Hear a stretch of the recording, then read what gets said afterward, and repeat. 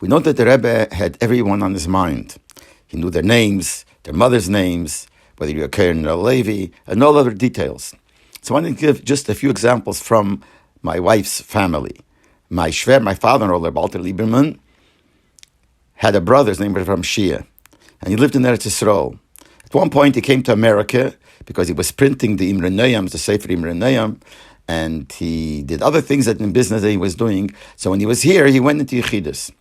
That was a time when my brothers-in-law were very small kids. Years later, about 8 years later, when my brother-in-law Chaim Meir became bar mitzvah, so the family went into Chassidus. So when they went into Chassidus, the Rebbe put up his hand on the table as if to give Shalom Aleichem to my shver. So my shver says to the Rebbe, I understand, as migitnit, I understand that we don't give. So the Rebbe smiled. But then the Rebbe asked him, was macht euer Bruder in Eretz Yisrael? The Rebbe remembered that his brother was there, which was 8 years before. Another time, when my brother-in-law Yankel was about 7 or 8, maybe 9, in the middle of the night, he had appendix attack. So middle of the night, they called to Rabbi Chadakov, that's the Rebbe for a brocha. So Rabbi Chadakov called back and said over a brocha from the Rebbe, but the Rebbe said, Dacht sich as is a Levi. I think he's a Levi, because when they wrote in the name, they didn't mention he's a Levi. So the Rebbe said, Dacht sich as is a Levi. Another time, the Rabbi Chadakov called the house, my in-law's house, and he said he wants to speak to my wife's grandmother. Her name was Esther Bailey Liss. And she got on the phone. He said that the Rebbe wants to know was macht. He wants to know how she's feeling. And he said because he didn't receive any letters from her for a while. So he was interested to see why didn't he receive any letters. He wanted to know how she's feeling. So here we see how the Rebbe was interested and remembered every person that was shayches. A grandmother, could be it's even more than that, because she had a shayches to the Rebbe's mother. Because when they escaped from Russia with Polish passports, my wife's grandmother and her mother, my shviger, helped a lot because they were the only ones that were able to speak Polish, and no one else was, so she helped a lot. But one of the people that she helped was the Rebbe's mother, and because of that, the Rebbe had a very, very special hakaras hatov to her, and could be that's why especially he called. But even without that, the Rebbe was interested in everybody and remembered whether you're a Levi and you have a brother and all the other details as we see in these few little stories. When people would write to the Rebbe about a problem, the Rebbe would always also add a ruchnis dike eitze against the problem. You should add in Torah, add in Tefillah, add in Tzedakah, add in different things, etc., etc. But sometimes, not only would he do that, he would actually write that this is the reason for your problem, that the ruchnis dike thing that you're lacking is the reason for the problem. And that's very interesting, that he would go and say that, I know that this is the problem. So I want to give an example. He once answered my father-in-law, who wrote to the Rebbe about a certain problem that he had, and this is the lashon that the Rebbe wrote. Bedikas hatfilin mezuzahs. You should check over your tefillin mezuzahs, which was common that the Rebbe wrote this many times as an eitzah for your problem. But then he wrote, his chaskus bebitochen. You should become stronger in your bitochen in Hashem. Shekenire, because it seems. Vikal means vikal lohovin. It's easy to understand. It seems, and it's not just it seems. It's almost like saying clear, Zuhi hasibe lahanal, that is the cause for what you're writing about. So here the Rebbe not only gave him a ruchnis ge'etze, but he wrote to him clearly that the problem you have comes as a result that you're lacking in bitochen. And that's what he wrote. His chaskus bebitochen, shekenire v'kal lohovin, Zuhi hasibe lahanal. A close friend of mine, who is a reliable person, a trustworthy person, told me a story that happened to his father. They lived in Eretz Yisrael in Kfar Chabad. And his father was going to the Rebbe for Tishrei Tovshin Chov Beis. Before he left, the members of the Anhola, the Reshet, which is the Lubavitcher schools in Eretz Yisrael, came to his house and asked him to ask the Rebbe certain questions about things that has to do with the Reshet, the way things should be run in the Reshet. The reason they came to ask him, because he was known to have a very good memory, so they assumed that he'll remember the questions, remember the answers, etc., etc. And he told them that he would do that. When he came to 770, came the time to go into Yechidus, he wrote up 2 papers. One paper he wrote with questions that they told him to write about the Reshet, and a separate paper with his personal questions. And he was waiting to go into Yechidus. Yechidus was stretching out, and it was getting late. It was getting ready towards the morning. So they came out from Maskirus, and they said, there's still a lot of people who have to go in, and it's late already. So they said like this, please, all those who have 2 pages, please change it, shorten it to make 1 page. If you have 1 page, please shorten it to make a half a page, because it's very late. So this guy says, my father, who is a Kabbalah Selnik, disciplined, listened. So he decided out of the 2 pages, he's only going to give the Rebbe 1. And he decided he's going to give the Rebbe the page with the questions about the Reshet. And the other one, which the personal questions, he will not give to the Rebbe. So what he did was, he put it into a Sefer HaMaimorim that he was learning before he went into Yechidus, and put it on top of Doron Kodesh in Shul in 770 upstairs. And in his hand, he had the paper with the questions about the Reshet. When his turn came to go into Yechidus, he went into Yechidus, and he gave the Rebbe this page with the questions about the Reshet. That's all. The other one he didn't give the Rebbe because he had put it away. The Rebbe looked at the paper and started answering him the questions that he wrote about his personal things.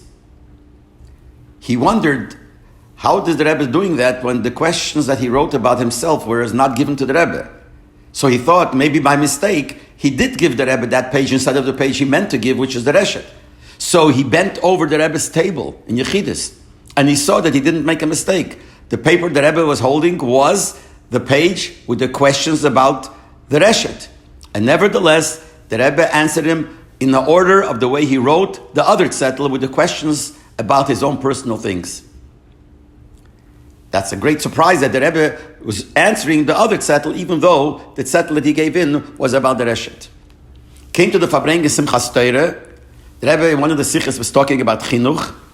And in that sicha, the Rebbe started saying things which answered the questions about the Reshet, which was the other zettel which he gave to the Rebbe, but the Rebbe never answered.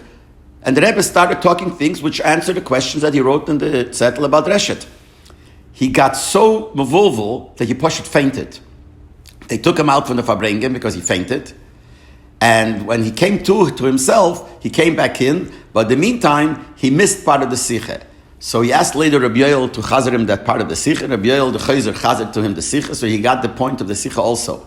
But here we see very clearly that when you can go into Yechidus, the Rebbe reads more than what you wrote. Like in this case, that he gave the zettel with the questions of the Reshet, and the other zettel which he wrote thinking to give in did not give in, and the Rebbe answered those questions. That shows how the Rebbe looks at things and what the Rebbe sees when you go into Yechidus. Benegea, the voice note, Benegea, the reason why the Rebbe davened Shabbos on 10 o'clock, and also Benegea, the time when the Rebbe would farbring in the weekdays. So I mentioned that certain things I wasn't sure, so I got some ha'oras from people, and this is what comes out. The first day of Chalamet Pesach Tov Shemem Aleph, Harav Yolis went into Rebbe for Yechidus with his family. And one of the things he asked the Rebbe, what is the mokir that we daven 10 o'clock, l'chura, it's like after the Zman? And the Rebbe said, I'll answer you 2 trutzim. And he said to him, first of all, like this, you were in Peil, and you know they say that the enikel of the Rebbe Kiva Iger, Rav Leibel Iger, was involved in Rabbistve in Peil. So they say on him that he would start his achonis, and it would go on to daven, go on till mincha, and then he would daven. And they asked him, hey Tochen, why does he daven so late? And he said that first of all, you have to have achonah to daven, because without a achonah, a proper achonah, your tefillah is bottle. So what should he do? Look at the clock, and even if he's not finished with achonah, he should chaparain his davening. Then it'll be tefillah septela. The tefillah will be bottle. The mela, what's the purpose? So the Rebbe used the same thing here, that in other words, he's starting late because you have to make the achonis and it takes time. The Rebbe didn't use these words, but that's the answer. And then he said the second answer, that there's a modna gemara, interesting gemara in Sukkah, where it says, Benegeya, one of the Maroyim, that he would take a hodos by the lulav, which was not mishulish, not all 3. And they asked him why. So he said because his Rebbe, Paskan, Rav Kahane, was his Rebbe Paskan, that it doesn't have to be mishulish. But he asked him, but still, why do you take dafke that one? The other one is avada good. So he answered that Heil v'nofik me puma de Rav Kahane, since my Rebbe said it, so to me that's special, and I'm doing bedafke what my Rebbe paskant. So the Rebbe says the same thing here also, since the Friedrich Rebbe davened at 10 o'clock, that's why the Rebbe said he also davens at 10 o'clock. And then Rav Yola said to the Rebbe that the union of Hachana is a very great thing, and the Rebbe added even more than that. The Gemara says that Rebbe Eliezer holds that Hechsher mitzvah is Deicha Shabbos. Not only the certain mitzvahs are Deicha Shabbos, like the mitzvah of Milah, but even the preparation to the Milah is also Deicha Shabbos. So this shows the importance of preparation. Then the Rebbe said there's a Svara, Rebbe Eliezer was a Kohen, etc., etc. And Benegei, at the time of the Fabrengens, that will be in the next voice note. In Lakutei Sichos Chelik Yudalad, page 141, the Rebbe quotes from the Rasha where it says, Rasha quotes these three words, Zocher, Shomer, and Holech. Zocher is to remember, Shomer is to watch, to keep, and Holech is to walk, to go. And the Rebbe writes there that Zikoren, Zocher, which is Zikoren, this union of remembering, is B'meach HaZikoren, it's in the brain of remembering, which refers to Chochmeh. Ubechlol, generally it goes on Chabad Shebenefesh Odom. It goes on the union of Chabad and intellect. So Zocher represents the intellect. Shomer, he says, it says Shmira Belev, that Shmira, when it says Shomer, it goes on the heart. And it says Bino Libo, which Bechlolis is the Midas, Shemekem Belev goes on the Midas. So Shomer goes on Midas and the emotions. And Holech, which usually you go with a foot, that's Keach HaSiyah. That's the lowest of all Keach, the Keach HaMais, the Keach of action. That's what the Rebbe says. When he says that Shmira, Shomer is Belev, means in the heart, and the Rebbe says it means Midas, there's a Mare Mokim on the bottom, Ha'orah 33, Ra'ei, Toiras Keanim B'chokeisai Korav Litchilosei. Look into Toiras Keanim, Parshas B'chokeisai, close to the beginning. And there Etaka says the Loshen that Shomer is Belev. So the Maramokim that Shmira is Belev, Shmira is in the heart, and the Rebbe Taichezuis, it means Midas, is Taka written there, it's a Shmira is Belev. But those that were working on the Sichos wrote to the Rebbe Shaila, because when you look in the Loshen of the Toiras Keanim, it seems a little bit different. The Toiras Keanim says like this, quotes the pasuk Zocher Esiyam Shabbos Lakachay. Remember the day of Shabbos to make it holy. So the Toiras Keanim says Yochel B'lipcho. I would think it means to remember it in your heart. Keshohaimer, but because the pasuk says Shomer, Harei Shmiras Leiv Amura. When it says Shomer already, so remembering it in the heart is already said. Homani Mekayim Zocher. So what does the word Zocher mean? Shetiyeh Sheinde Beficha. You should say it in your mouth, which means bedibur, to speak. Now, if you learn a simple pshat in the Toiras Keanim, it seems that when it says Shmira is believed, that Shomer is in the heart, it doesn't mean the midas. It means machshove. It means in your mind. So you have the two things. Shomer is in your mind, and Zocher is beficha, means bedibur, to say it. But it doesn't seem that here it means that Shomer Belev means Midas, like the Rebbe says in the Sicha. So he asks the Rebbe that from Toiras Keanim, that the Rebbe quotes as the Mocker, that Shomer is Midas, because it says Shomer Belev, but here it seems that it's in contrast to Machshove and Dibur, that we're talking about this being Machshove rather than being Midas. And on this scene, all the Rebbe did was, he circled around the words where they quote that Shmiras Leiv Amura, that Shomer means Belev, and he wrote these two words, Eid Inyan. This is another Inyan. That's all he wrote. What it seems to be, everyone could learn their own pshat, seems to be what he was saying, that with learning that since it says the other one is Bedibur, that Zocher is Bepeh, Bedibur, B'meila Shomer means B'machshove, so when it says Shmira Belev, it means Machshove, the Rebbe says it's not like that. It's a different Inyan. Shomer Belev means Taki Midas, and then there's another Inyan that Zocher should be Bedibur. And Shmiras Leiv is a separate thing. Shmiras Leiv means the Midas. It's not like Machshove and Dibur, but it's Midas and Dibur. Now maybe this is not the Pshat, but this is what it seems to be the Pshat. The Rebbe started speaking about the Gzeira of Mi Yehudi, Purim Tovshin Lamed. Everyone knows what the Gzeira of Mi Yehudi is. There's a law in Eretz Yisrael that any Yid who comes to Eretz Yisrael could become a citizen right away. That's called the Chayk Hashvut, the law of return. And then the law describes what is considered a Yid, somebody who is born from a Jewish mother, or was Nizgayer, or converted. Now originally, the law said that it's a person who was converted kehaloche, according to halacha. But then later they took out the word kehaloche and they left it at anybody that was converted, meaning that even if he was converted conservative or reform, he is accepted as a Yid. And the Rebbe said that this is a terrible gzeira, because this is going to make that Goyim will mix up with Yidden. Because these people are Goyim, those that converted according with conservative reform are really Goyim, because the conversion is nothing. But they'll be considered Yidden, so they will marry with Yidden, etc., and they'll mix into Klal Yisrael. So the Rebbe said this is a very, very terrible gzeira. And the Rebbe spoke about it for years, many, many years, Kemat every Farbrengen. For many, many years, because by the Rebbe this was a terrible gzeira, and he showed how this is good, the worst gzeira possible. He called it the gzeira ha'yuma, the terrible gzeira. One of the times he spoke about it was Achron Shel Pesach Tovshin Lamed. Now, when he spoke about it, Achron Shel Pesach Tovshin Lamed, it came after another episode, which the Rebbe also brought in. What happened was, one of the Chavrei HaKnesses, Reb Nachum Porush, who was a member of the Knesset, and he was from the Fruma parties, and he represented the Fruma Yidden. So he spoke in the Knesset against this Gzeir of Mi Yehudi, against Reform Gerus. And to demonstrate it, he took a Reform Siddur and he threw it on the floor. This made a very big tumult. People started timing, he did that, he was very disrespectful to this, and it's not nice, not politically correct, etc., etc. So he apologized, he asked Mechile. And he said, really, he shouldn't have done it. It's not the place. It's not the thing. And he apologized. He asked Mechila for it. So Achron Shel Pesach Tovshin Lamed, the Rebbe spoke about it.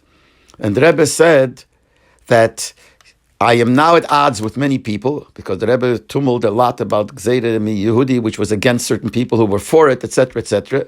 There's one person who I am good with him, but now I'm going to be at odds with him too. I'm going to speak about him. And the Rebbe spoke, without mentioning a name, obviously, about Reb Nachum Porush asking Mechila for throwing down the Siddur. And the Rebbe said, whether he should have thrown down the Siddur L'Chitchila or not, that's a question to know whether he should have done it or not. But if he did it, he should have not asked Mechila for throwing down on the floor a Reform Siddur.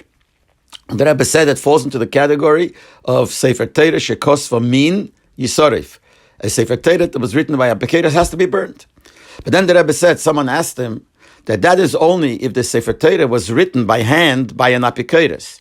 We're talking about a Reform Siddur which was printed. So it's written like they're printed by the Bocher HaZetzer, as we call it, by the printer. So that doesn't fall into this category of a Sefer Torah Shekos V'min.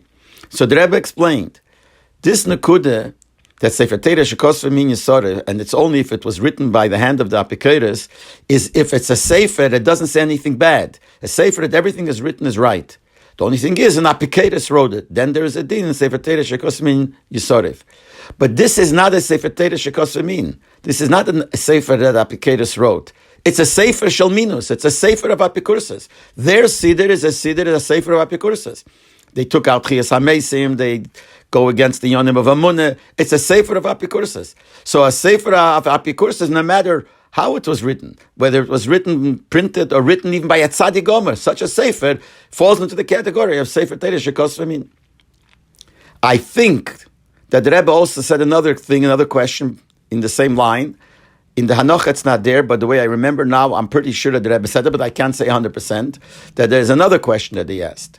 This thing that the Sefer Torah Shekos V'min Yisorev, a Sefer Torah written by Pekeres, have to burn, the din is that you have to burn it. But you can't be mezalzel it. You can't show disrespect to it. You just got to burn it. But you can't throw it on the floor. You can't be mezalzel it. It's only Yisorev. So he had no right to throw it on the floor. So the Rebbe gave the same answer. This is only if it's a Sefer Torah. Everything that's written there is correct, is right. Only thing is, it was written by an Apikeres. This is a Sefer Shalminus. This is a Sefer of Apikurses. So it's not Sefer Torah Shekos V'min. So certainly you're allowed to be mezalzel it. Certainly you're allowed to be respectful to it. And therefore, he had no business in asking Mechila. And then the Rebbe again said that I know I'm going to get in odds with him. And the Rebbe said in Yiddish, but nevertheless, the Rebbe says he has to say it, that he wasn't right by asking Mechila. Because this is not a Sefer Torah Shekos V'min, this is a Sefer Shalminu, so when he threw it down, he's allowed to be mezalzel in it, and therefore he had no business in asking Mechila. My wife went to seminary to Gateshead for 3 years. Before she went for the first year, she came to one of the siches when the Rebbe spoke to the women, that afterwards the women were able to go up to the Rebbe and ask for a brocha and ask for advice. So she went over to the Rebbe and asked for a brocha for her going to Gateshead, and the Rebbe gave her a brocha. When she came back after the first year, it was a suffix if she should go back. And since she came from overseas, the Seder was that you were able to go into Yechidus. So she went into Yechidus herself to the Rebbe, and asked the Rebbe if she should continue going back to Gateshead. And the Rebbe said it's kedai to finish and go back. After she came back, after the second year, in Gateshead there's a cheshbon of 3 years, she again was able to go into Yechidus. She went into Yechidus and asked the Rebbe again whether she should continue, and the Rebbe said it's kedai to finish, she should go back. And the Rebbe also started asking her about what's going on there. He asked her about Mr. Cohn, how he's doing, and the Rebbe said that we even have a correspondence. The Rebbe was bringing out that there is a closeness there with Mr. Cohn, who was one of the founders of Gateshead, and he was also the Menayel. He ran the whole seminary, and the Rebbe told her that there is correspondence between them. In that same tkufa, Rabbi Yomi Garadetsky was the Rebbe's Bokoyach, the Rebbe Shliach to Europe, came to Gateshead, and he spoke to Dan Holler there, to Mr. Cohn, etc.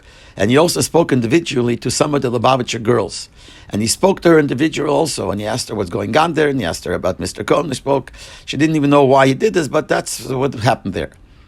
Now, years later, we saw a letter from the Rebbe where he writes to Rabbi Yomi Garadetsky asking him to go to Gateshead. He writes, don't make it like an official visit that you're coming to visit, but make it as if you're passing by and you're going in, you're visiting this seminary. And the Rebbe says to him to go there to find out, because he heard that there is some kind of weakness in the kesher, in the yachas, in the relationship of the seminary in Gateshead to Lubavitch. And the Rebbe wanted to know what's going on there, why this happened. So we understand that the time that he came to Gateshead at that time and he spoke to her must have been then when he did the shlichus of the Rebbe to go find out what's going on. Now, what the lashon I'm saying is not exactly the lashon of the letter. I don't remember the lashon, but that was the teichen of the letter. Now, what the answer was and what he wrote to the Rebbe, we don't know. But this is what we know, that the Rebbe sent him on the shlichus to find out.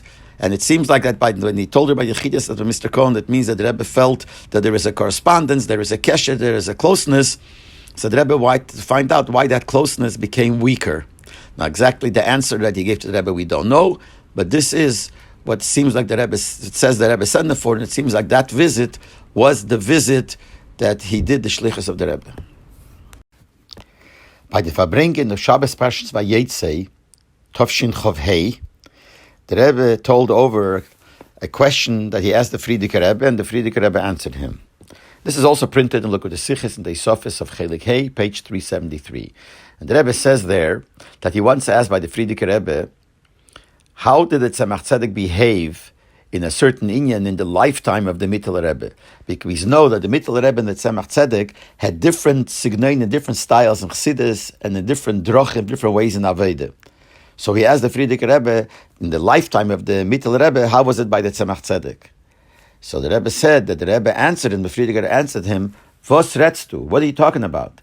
Then the Mittel Rebbe given the Nossi, and the Nossi is einer. Then the Mittel Rebbe was the Nossi, was the Rebbe, and the Nossi is one. That's what the Rebbe told over Behemshach to a certain inyan.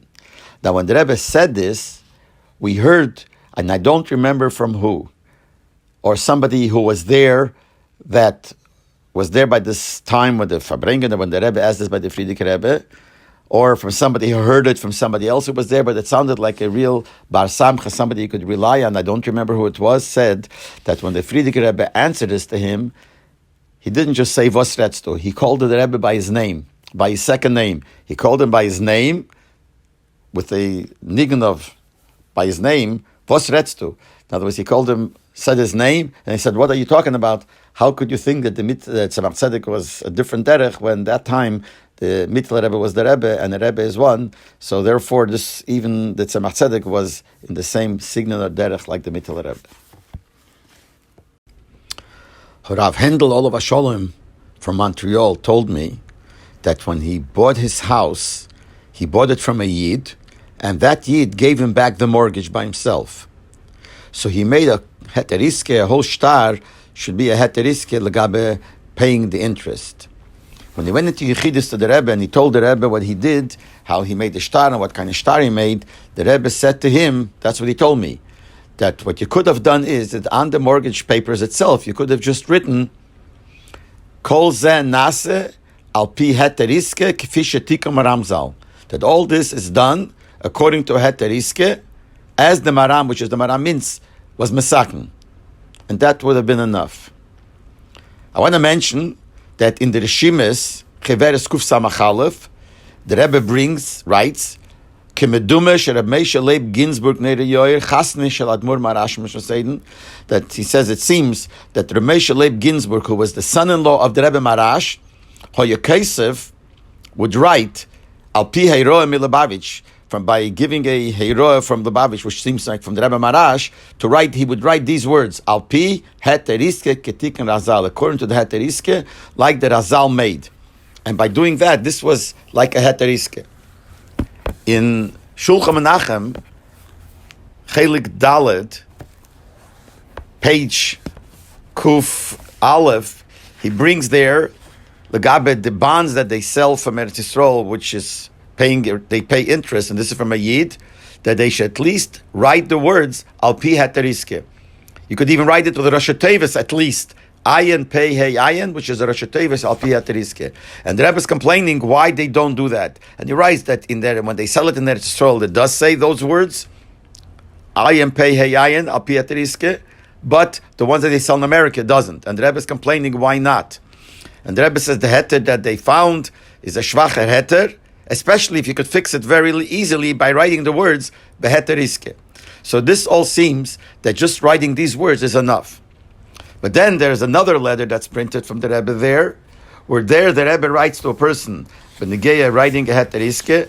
So the Rebbe says that if you have the document, if it's written in a document, there's a chayza, there's a contract, so on the contract you could just add the words al pi heteriske, and that will be enough till the Rav is able to write a proper nusach. So from this letter is mashmeh that just writing these words is only a b'di'evet as long till you get the regular shtar written properly.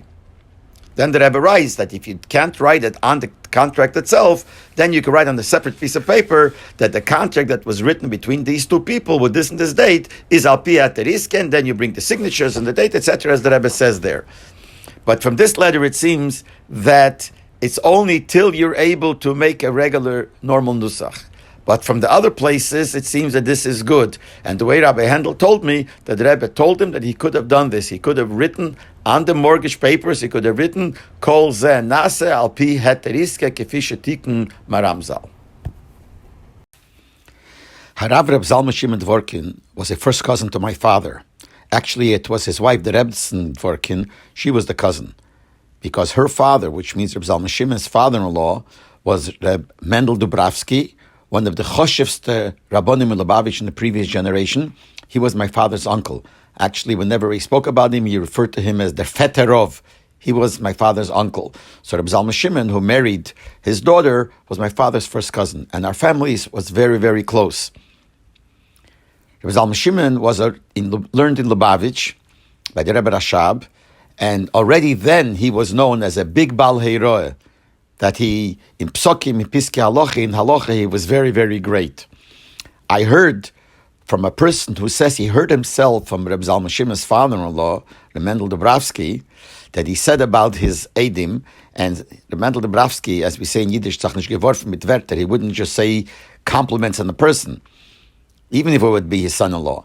He said to somebody, and this person told me, he heard it from him, he said, Zalman Shimon can gut adin. Zalman Shimon knows a din very, very well. In other words, he's a real Pesach. I told once over before already that the Rebbe Rashab told Reb Zalman Shimon, I don't know when he was a bocher, maybe everything was married already, that he should also learn nikur. Nikur is when you have to take out from the behemoth, when after you shecht, and you have to take out certain fat, certain chelev and the gid, and have to know exactly what it is and how to take it out, etc., etc. So the Rebbe Rashab told him, "Sost lernen nikur. You should learn how to do nikur." And then he added, Zalman Shimon told this to me, "Und os wird dir zu nitz kommen. You'll make use of it." Now, Poshup should make use of it. Any good thing that you know, you can make use. But he told me he realized many, many years later what it meant. That I think it was in the Lameds that there was a whole controversy concerning the hechsher on meat from the Zichronos Rabbonim concerning the nikur, and people claimed that they didn't do the nikur properly, etc., etc. So then, even though Satmar and Lubavitch were not so good, a delegation of Zichronos Rabbonim went to Reb Zalman Shimon because they heard that he is a very big mumche in nikur, and they came to him to learn how to do nikur or to discuss all about the nikur. But the Rebbe Rashab told it to him years before. Now, when he left Russia, he went first after the war when everyone, all the little Lubavitch escaped from Russia. He came to France, like many. He was there for a few years, and he came to America in the year Tovshin Yud Gimel. And the joint or whatever brought him to Pittsburgh. So he was there in Pittsburgh for a few years. And then, in the end of the Yuds or the beginning of the Chovs, he moved to New York, he moved to Crown Heights. And I remember he used to come into my Zayda's house a lot to talk to him, because he actually lived a few buildings away on Lincoln Place. So he used to come a lot of times to talk to my Zayda, different inyonim. So, and since we were a Krevim, even though my Zayda wasn't a direct Korev, but it was also connected, so he used to come and speak to him. Now they say, and this is what I'm going to say now, I'm not sure, this is what the rumor was, and I can't say, I would only try to say things that I saw or I heard from the person himself, try to avoid not to say things which I'm not sure, but the rumor was that Reb Zalman Gurari wrote to the Rebbe in the Chovs that maybe we should make Reb Zalman Shimon the Rav of the community, or whatever the expression he used. And the rumor was that the Rebbe answered, but again, I can't vouch for it, the Rebbe answered something along the lines of Ma Posho Rabbonim Shehem Kan Adata. What is wrong with the Rabbonim that are here till now? Why should you make him the Rav when there are other Rabbonim here too from before? The time when Reb Shmuel Witten, who was one of the Choshvos Rabbonim Lubavitch, Reb Yisrael Jacobson and others. So why would we make him Rav? So then the Rebbe didn't agree. So Reb Zalman Shimon was in Crown Heights, and he was one of the Rabbonim in Crown Heights. But later on, the Rebbe officially, Barabim, said that he's the Rav. And the first time that, as far as I know, that the Rebbe in public said that Rebbe Zalman Shimon is the Rav was Yud Shvat Tov Shin Lamed Vov. And that I'm going to explain in the next voice note. The first time that the Rebbe referred to Rebbe Zalman Shimon as the Morad Asra of Crown Heights, of the community, I think was Yud Shvat Tov Shin Lamed Vov. By that Farbrengen, the Rebbe did something very interesting. The Rebbe spoke about Shleimus Haaretz, about not giving back any territory of Eretz Yisrael. And the Rebbe said that he would want that 72 Rabbonim who are found in the crowd should paskin that Eretz Yisrael belongs to Yidden and you can't give it back. The Rebbe said, and this is going to be done in front of a public, he used the word Fnei Asiris, Yisrael, which really means in front of thousands of Yidden, so this will have an effect. And the Rebbe gave a cheshbon of 72 because there are 70 nations in the world which are against Eden, and it says in Sforim that Esav and Yishmael are on top of them, so together it's 72. Also concerning Sanhedrin, we find a cheshbon of 70, in some place 71, and then some place it says 72. So therefore, we need 72 people against them to paskin, and these are Rabbonim to paskin that Eretz Yisrael belongs to Eden, and you can't give back Eretz Yisrael to the Goyim, any part of Eretz Yisrael. And the Rebbe said that this is not a joke, and this is not a Purim spiel. He said, if anybody thinks that it's a joke or a Purim spiel, so Yilahem Asher Lahem, what can I do? Those that take it serious should see that other people also take it serious. Then the Rebbe said that some of the Rabbonim should even speak, should say a Dvar Torah and speak the sinyan that Eretz Yisrael belongs to the Eden. So Harav Yola spoke. Then the Rebbe said that there are here Rabbonim from Eretz Yisrael, so some of the Rabbonim from Eretz Yisrael spoke. And then later on the Rebbe said that since the Frierdiker Rebbe's first Askonos Tziburius was connected to Timchet Mimim, so let the Rosh Yeshiva from Timchet Mimim also speak from Timchet Mimim Amol and Timchet Mimim now. So Harav Rivkin spoke, Harav Pekarsky spoke, Harav Mentlik spoke. But before that, the Rebbe said like this: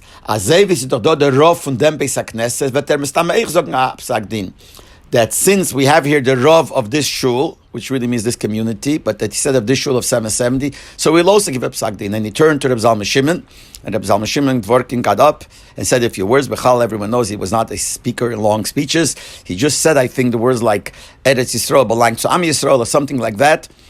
But the Rebbe referred to him as the Rav of this community, the Rav and then Beis HaKnesses. And I think this was the first time that the Rebbe referred in public to him that he is the Rav of this Beis HaKnesses.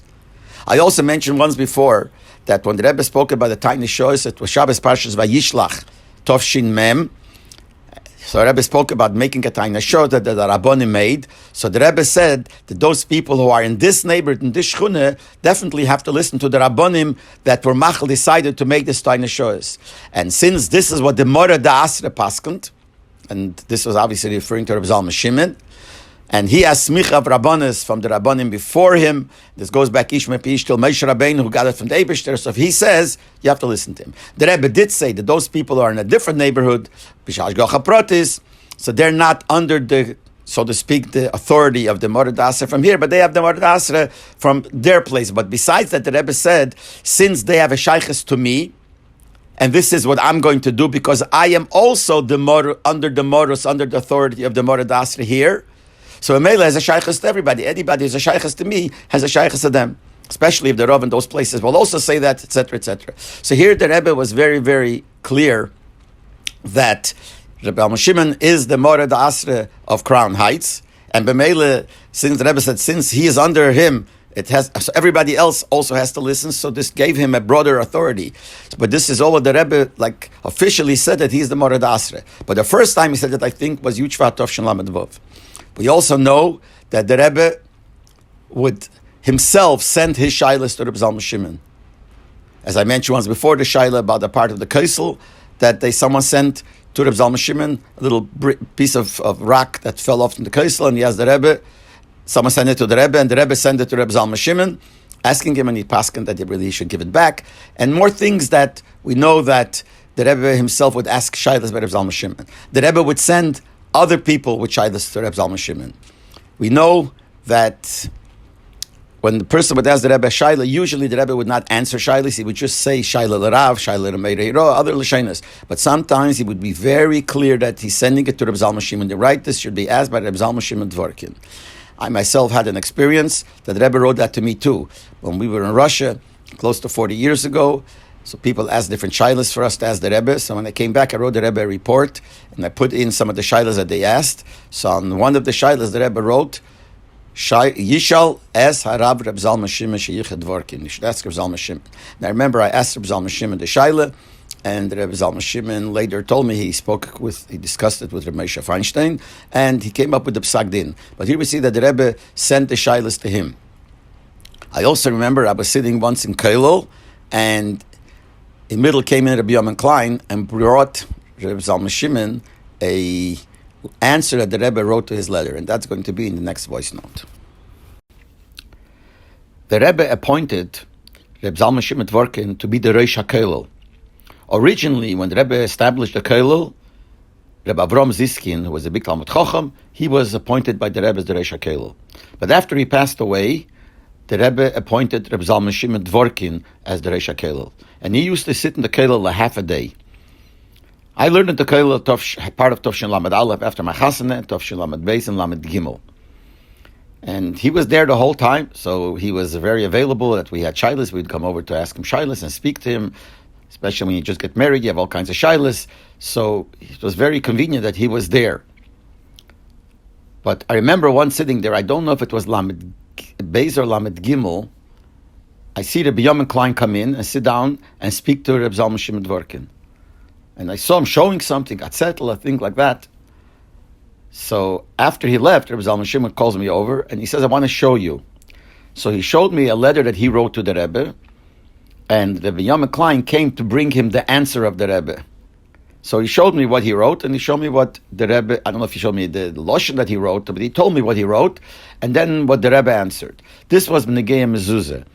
Rebbe Zalman Shimon wrote to the Rebbe that he remembers when he was a child, and it's like a dreit in the house of the Rebbe Rashab. So there was one door there which had a mezuzah which didn't seem on the proper side.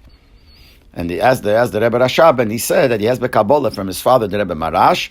The mezuzah always has to go on the right side according to Heketzir, which means according to the way the hinge turns. If the door turns towards in front of you out, then on that right side. If the door turns inside, then you would make the mezuzah on the right side. In other words, for sure the mezuzah has to be on the right, but the right of what? The right of your entrance. What's called the entrance? So the Rebbe Rashab said that the right entrance, we have a Kabbalah, he says, from his father, which says that it has to be according to the Heketzir. And he wrote that to the Rebbe with more protim. So Rabbi Yochanan Klein came and showed him the answer of the Rebbe, which is actually printed in Shulchan Menachem, Chelik Hey, page Reish Chav Gimel. A small zettel, but this is what the Rebbe wrote to him. Gam ani shamaiti al derech hanal. I also heard similar to what you're writing to me.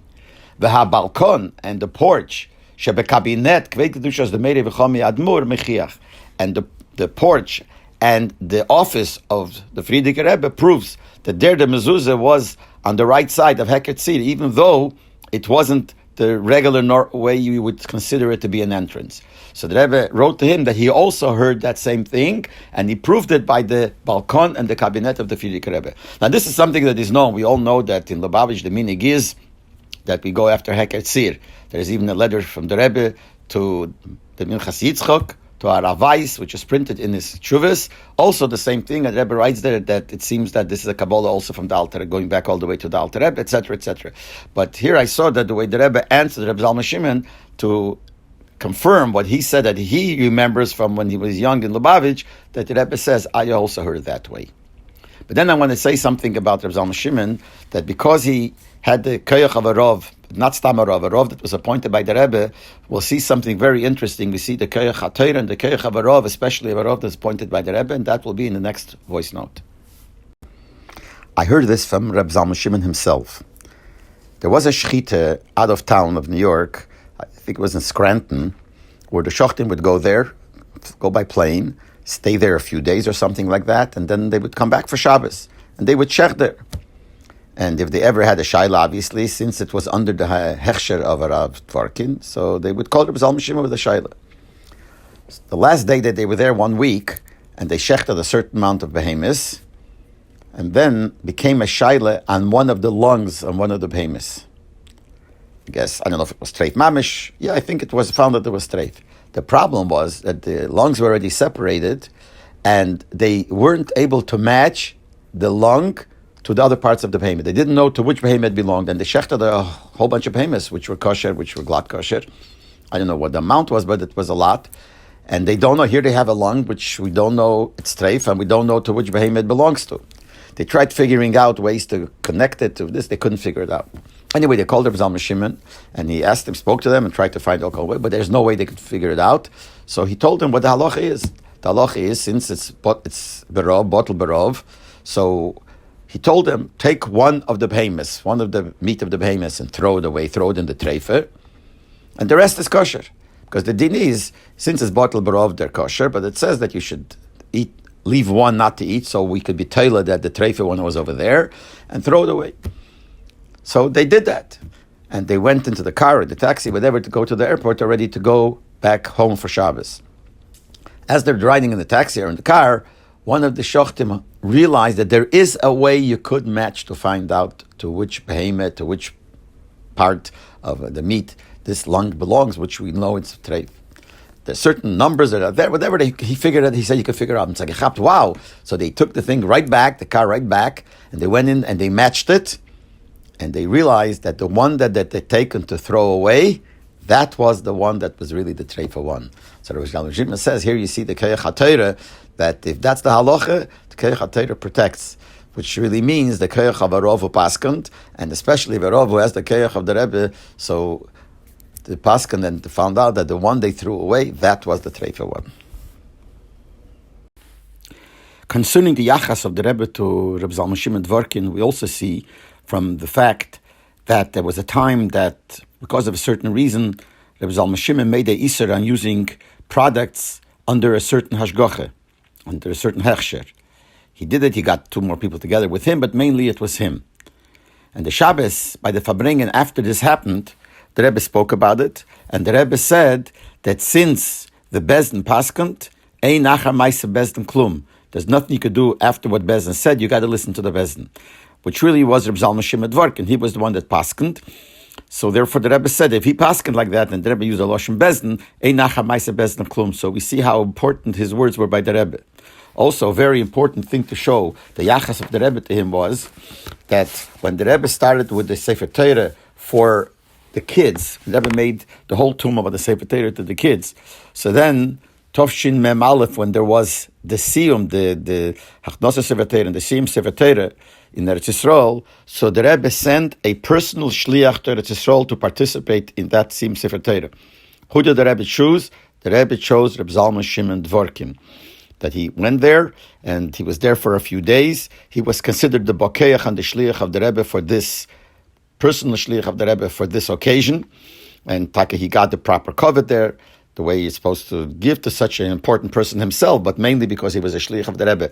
But here we see that when the Rebbe wanted to send a personal Shliach, he chose Reb Zalman Shimon Dvorkin. This all shows the Yachas of the Rebbe to Reb Zalman Shimon Dvorkin.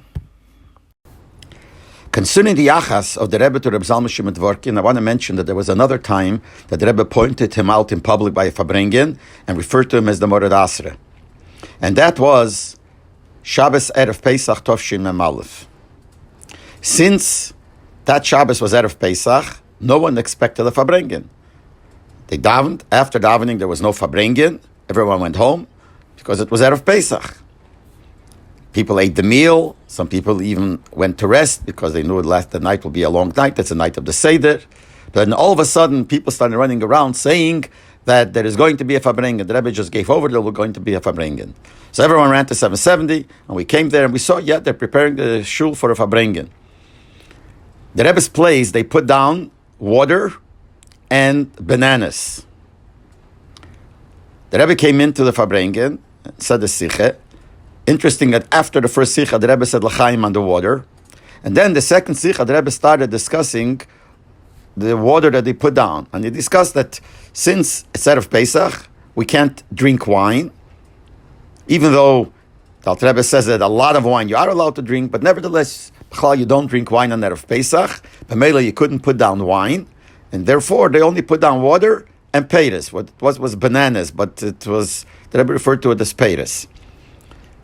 And then the Rebbe said, it is not nice, it's not derech, it's not covered that somebody, one person should sit and eat, and everybody else should sit around and not be able to eat. So therefore, L'chatchila, he says he asked that they should give enough fruit that there should be for everybody, but for some reason it didn't work out. So he asked at least that there should be more than what he expects to eat. And he said that he's going to eat whatever he's going to eat, and the rest to give to everybody is not shaykh, because even if we'll give little crumbs, it won't be enough for everybody. So what he said he's going to do, he's going to give it to the Mored Asra of this Kehillah. And he said that since he is the Mored Asra means the boss of the place, the Rav of the place. So the food, the Achil V'Shti, the drinking and eating that he is going to do is as if the whole Asra is doing it. And therefore, he will give it to him. And then the Rebbe said, Ma'toiv, if he's going to take along with him, if they are here, other of the members of the Bezdin. And since it says, Ein Aguda Pachos Mishleisha, so they have at least three, so maybe it'll be Aguda, and this will represent the whole place, and he'll give it to him. And then the Rebbe connected this to Pesach. And then the Rebbe said, he should come up, and he should take the Mayim and the Peiros take, and since he's a Rav, he's the Mored Asra, he will know what to do with it. So the Rebbe called him up, he came up, and the Rebbe gave him the water and the peiros. So here again we see that the Rebbe referred to him as the Mored Asra. And not only that, the Rebbe said that by him eating from it, it's as if everybody ate, that he is representing everybody, the whole Asra.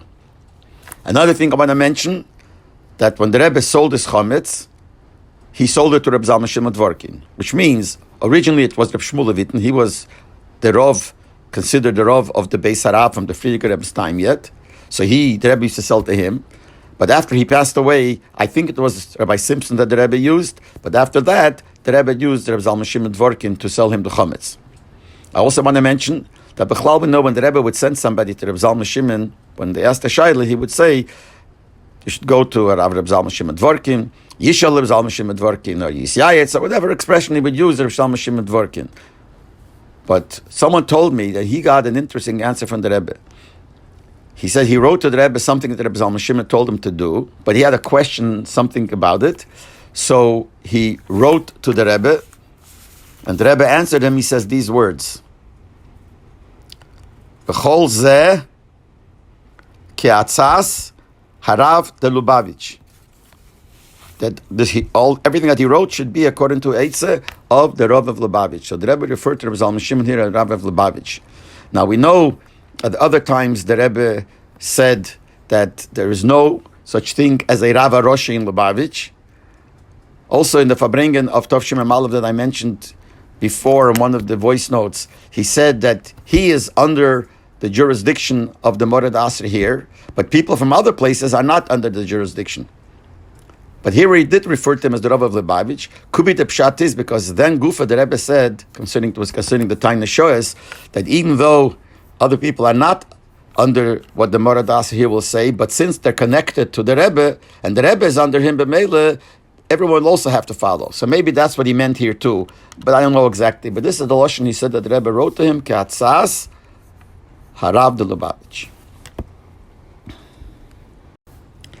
Concerning the Yachas of the Rebbe to Reb Zalman Shimon Dvorkin, I want to mention that there was another time that the Rebbe pointed him out in public by a Farbrengen and referred to him as the Mored Asre. And that was Shabbos Erev Pesach Tov Mem Aleph. Since that Shabbos was Erev Pesach, no one expected a Farbrengen. They davened. After davening, there was no Farbrengen. Everyone went home because it was Erev Pesach. People ate the meal. Some people even went to rest because they knew the night will be a long night. That's the night of the Seder. But then all of a sudden, people started running around saying that there is going to be a Farbrengen. The Rebbe just gave over there was going to be a Farbrengen. So everyone ran to 770, and we came there and we saw, they're preparing the shul for a Farbrengen. The Rebbe's place, they put down water and bananas. The Rebbe came into the Farbrengen, said the Siche. Interesting that after the first Sicha, the Rebbe said L'chaim on the water. And then the second Sicha, the Rebbe started discussing the water that they put down. And he discussed that since it's Erev Pesach, we can't drink wine. Even though the Alter Rebbe says that a lot of wine you are allowed to drink, but nevertheless, you don't drink wine on Erev Pesach. B'meila, you couldn't put down wine. And therefore, they only put down water and peiros. What was bananas, but it was, the Rebbe referred to it as peiros. And then the Rebbe said, it is not nice, it's not derech, it's not covered that one person should sit and eat, and everybody else should sit around and not be able to eat. So therefore, l'chatchila, he says he asked that they should give enough fruit that there should be for everybody, but for some reason it didn't work out. So he asked at least that there should be more than what he expects to eat. And he said that he's going to eat whatever he's going to eat, and the rest to give to everybody is not shaykh, because even if we'll give little crumbs, it won't be enough for everybody. So what he said he's going to do, he's going to give it to the Mored Asra of this Kehillah. And he said that since he is the Mored Asra means the boss of the place, the Rav of the place. So the food, the Achila V'shti, the drinking and eating that he is going to do is as if the whole Asra is doing it. And therefore, he will give it to him. And then the Rebbe said, Ma'toiv, if he's going to take along with him, if they are here, other of the members of the Bezdin. And since it says, Ein aguda pachos mishleisha, so they have at least three, so it'll be aguda, and this will represent the whole place, and he'll give it to him. And then the Rebbe connected this to Pesach. And then the Rebbe said, he should come up, and he should take the mayim and the peiros take, and since he's a Rav, he's the Mored Asra, he will know what to do with it. So the Rebbe called him up, he came up, and the Rebbe gave him the water and the peiros. So here again we see that the Rebbe referred to him as the Mored Asra. And not only that, the Rebbe said that by him eating from it, it's as if everybody ate, that he is representing everybody, the whole Asra. Another thing I want to mention, that when the Rebbe sold his chametz, he sold it to Reb Zalman Shimon Dvorkin, which means originally it was Reb Shmuel Levitin. He was the Rav, considered the Rav of the Beis Harav from the Friedrich Rebbe's time yet. So the Rebbe used to sell to him. But after he passed away, I think it was Rabbi Simpson that the Rebbe used. But after that, the Rebbe used Reb Zalman Shimon Dvorkin to sell him the chametz. I also want to mention that Bechlal would know when the Rebbe would send somebody to Reb Zalman Shimon, when they asked the Shaila, he would say, you should go to Reb Zalman Shimon Dvorkin, Yishal Reb Zalman Shimon Dvorkin, or Yisyayetz, or whatever expression he would use, Reb Zalman Shimon Dvorkin. But someone told me that he got an interesting answer from the Rebbe. He said he wrote to the Rebbe something that Rebbe Zalman Shimon told him to do, but he had a question, something about it. So he wrote to the Rebbe, and the Rebbe answered him, he says these words, B'chol zeh ke'atzas harav de Lubavitch. that everything that he wrote should be according to Eitzah of the Rav of Lubavitch. So the Rebbe referred to Rav Zalman Shimon here as Rav of Lubavitch. Now we know at other times the Rebbe said that there is no such thing as a Rav Roshi in Lubavitch. Also in the Fabrengen of Tov Shimon Malav that I mentioned before in one of the voice notes, he said that he is under the jurisdiction of the Morad Asr here, but people from other places are not under the jurisdiction. But here he did refer to him as the Rav of Lubavitch. Could be the pshat is because then Gufa the Rebbe said, concerning the Taina Shoes, that even though other people are not under what the Morad Asr here will say, but since they're connected to the Rebbe, and the Rebbe is under him b'meila, everyone will also have to follow. So maybe that's what he meant here too, but I don't know exactly. But this is the Lashon he said that the Rebbe wrote to him, Ke'atzas Harav de Lubavitch. Bechlal, in the Yuds and in the Chovs, the Rebbe did not have a Fabrengen on Chov Dalet Tevis when it came out in the weekdays. Chov Dalet Tevis, Chov Shin Chov Gimel was an exception because that was Shnas Hakan. The 150th year from the Alter Rebbe's Istalkes was special, but otherwise there was no Fabrengen Chov Dalet Tevis in the weekdays. Tov Shin Lamed Beis, when the Rebbe came back from the Eilan Chov Dalet Tevis, he said there will be a Fabrengen. And that was a Yetzim and a Klal, that was an exception, and it was something very, very special. The Rebbe said to sing the Alter Rebbe's Nign, and he said a Maimer, and he spoke about it.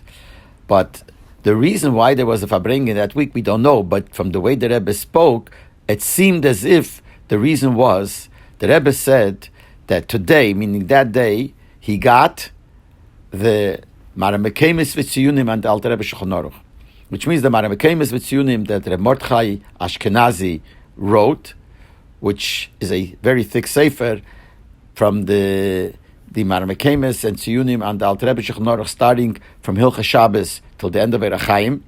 And the Rebbe got the papers or the proofs, I don't know what he got that day. And by the Rebbe, this was a very great simcha.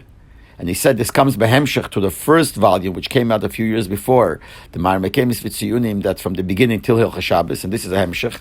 And the Rebbe said that a young man in Eretz HaKodesh in Eretz Yisrael was zeicher to be the one to do it. And therefore the Rebbe said he's also going to speak on the Alter Rebbe Shulchan Aruch on the beginning of Hilchas Shabbos, and the Rebbe said the whole Inyan and Nigla on the beginning of Hilchas Shabbos. But the way the Rebbe said it, it seemed that this was the reason for the Fabrengen. I don't remember that the Rebbe should say that that's the reason for the Fabrengen, but the feeling we got that the Yetzim and Akal, the specialty that the Rebbe Fabrengen, was because he got today the Maramekemis V'tziyunim and Chov Dalet Tevis, so that's why the Rebbe was so happy he made the Fabrengen. I can't say for sure that that's how it was, but that's the feeling we all got, that that was the reason for the Fabrengen. And if it is, it shows the Rebbe's chvivis to somebody who worked on the Alter Rebbe Shulchan Aruch and wrote Maramekemis V'tziyunim, and the Rebbe mentioned that the Gemara says in Eiruvin that making simonim l'Torah, which makes it easier, is a very, very great thing. So this is a great schus. So that's why the Rebbe had the Fabrengen. Shows how much the Rebbe really was mechavev the inyan of kochinzach in the Alter Rebbe Shulchan Aruch, and especially writing something which helps others, making simonim l'Torah. Before they reprinted the Siddur in Tov Shin Chov Hei, the Alter Rebbe Siddur, the Siddur im Dach, the Rebbe wanted that Tziyunim v'ha'oros should be made. And Rabbi Groner made ha'oros v'tziyunim to the Siddur, which means to the things of the Siddur and to the Maimorim that are in the Siddur. And at that time he showed it to me, he showed me what he wrote, and the Rebbe was magiyah it. So I remember one thing from those Hagoas that says in one of the Maimorim there, I don't remember now which Maimer, and I don't remember exactly what it says, but something along the lines that the union of a shvuah is when you swear, and you swear by someone's name, like you swear by Hashem's name, or somebody will swear by somebody else's name. You do it, that shows that the one that you're using, the name that you're using, is somebody that is very important to you. You believe in him. And that's why you use his name. That's what it says in one of the Maimorim. I don't know exactly where, and I don't know exactly the Lashon that it says, but something along these lines. So he wrote in the Oros V'tziyunim, a tzorech a kasha. That how could we say that you swear and you mention someone's name? Is because you believe in him. We see by Yosef, when he swore to his brothers, he swore by Chei Parei, by the life of Parei. And for sure, Yosef didn't have a munah in Parei, didn't believe in Parei. So we see that you could use someone's name even if you don't believe in it. The Rebbe crossed out that whole kasha. That's all. He just made a line across it. And I understand why he did it. Because from there it's no kasha, it's adarabe, from there is arayeh. Yosef didn't really want to swear as a real shvuah to his brothers. What he was swearing, he wanted them to think that it's a shvuah. So since by a shvuah, you use somebody's name who's choshev to you, so since to them they thought that Parah is choshev to Yosef, because they thought Yosef, they didn't know it was Yosef, he was a Mitzri, they thought. So therefore he used Parah's name, because by a shvuah, normally you use a name of somebody that's choshev to you. So he used the name of Parah, that in their mind they thought that Parah is choshev by Yosef. But Yosef by himself, since the shvuah was not going to be a real shvuah, so Adarabah, he used Parah's name because he did not believe in Parah. And therefore he used Parah's name, which makes the shvuah no shvuah. But from here is a raya to what it says in the Maimer. That since he used Parah's name is a raya, that you only use a name of somebody that's choshev to you. And that's why when he wanted them to think that he's really making a shvuah, he used a name which they thought is choshev to him. So I believe that's the reason why the Rebbe crossed this out, that this is not a kasher at all. Concerning the yachas of the Rebbe to Reb Zalman Shimon Dvorkin, Reb Yosef Yitzchok Itkin, known as Reb Fitche Itkin, who lives in Pittsburgh, told me that when he was a chosen, he went in to see the Rebbetzin with his kala and his in-laws. His father-in-law was a Rebbe eunuch, who was a Meshamas Bakedesh by the Rebbe, so he was close to the Rebbetzin. So before the chasana, they went to see the Rebbetzin. That means Rebbe eunuch and his wife, and Reb Fitche Itkin and the kala, and his wife, who was then the kala. And they came in, they were there, the Rebbetzin spoke to each one of them separately, very friendly. And then she said to him, to Reb Fitche, she said to him, "You're a neighbor of the Rav, Reb Zalman Shimon Dvorkin." So he says, yes. So she asked him, how is he feeling, how is he doing? And then she said to him, "Weil mein Mann und ich sind interessiert in sein Gesund." My husband, which is the Rebbe, and myself are interested in his health. So it's very interesting that she expressed herself, that the Rebbe and she are interested in Reb Zalman Shimon's health. And he tells me, Reb Fitche Itkin, that he told this over to Reb Zalman Shimon a while later, not right away. So Reb Zalman Shimon was a little bit upset and said, "You should have told me right away that the Rebbe is interested in my health." Another thing he told me, that Reb Zalman Shimon told him that one of the times when the Rebbe sold the chometz to him, afterwards the Rebbe asked him, "Can I ask you a shaila?" So he said, "Sure." So the Rebbe asked him a shaila in alocha b'negeiah, something has to do with medicine on Pesach. And he told the Rebbe that you're allowed to. So the Rebbe said to him, "Heichen dantuni," which means, where did you get this from? Where is your makir? So he said he's going to answer tomorrow. So this was Erev Pesach at night. So he spent a long time, Erev Pesach at night, to look into it, to find a makir. Even though Erev Pesach at night, people are busy, certainly Rabbanim, but he spent time looking for a makir, and he found a diuk in the Alter Rebbe Shulchan Aruch, which made it very clear that this is allowed. So he gave it over to the Rebbe, and the Rebbe Taka was very happy that he was allowed to do it. So when he asked him, since you didn't have the makir lechatchila, so how did you answer the Rebbe right away that you're allowed? So he said that since I saw that the Rebbe wanted to do it, I knew that definitely it is mutter. I just had to find the makir, so that's why I right away said that it's mutter. But then later I found the makir and I gave it over to the Rebbe, and the Rebbe was happy that this was mutter, because this is something that he needed to do. And the more about the yachas of the Rebbe to Reb Zalman Shimon Dvorkin will be in the next voice note.